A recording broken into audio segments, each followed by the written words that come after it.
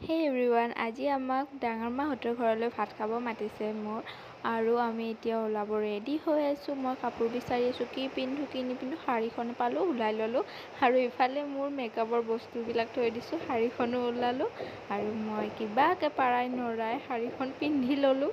তাৰপিছত এইফালে মোক হাজবেণ্ডে কিবা কৈ আছে, মোৰ হাঁহিয়ে উঠি গ'ল আৰু তেওঁ ওলাই কেনে ৰেডি, দাড়ি কেইডাল ফনিয়াই আছে আৰু তেওঁকো পাৰফিউম লগাই দিলোঁ আৰু ময়ো লগালোঁ।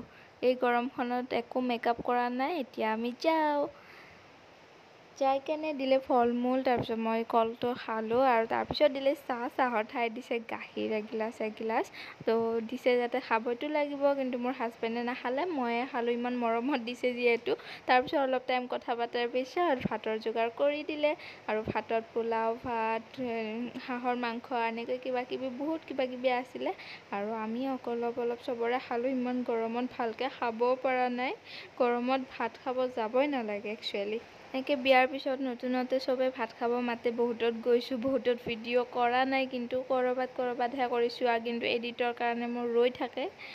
আৰু এয়া লাষ্টত আমি আড্ডা মাৰি আছোঁ চবৰ লগতে বহি, আৰু মান ধৰিছে সেইটো আৰু নেদেখালোঁ। তো আজিলৈ আহিছোঁ, বাই বাই।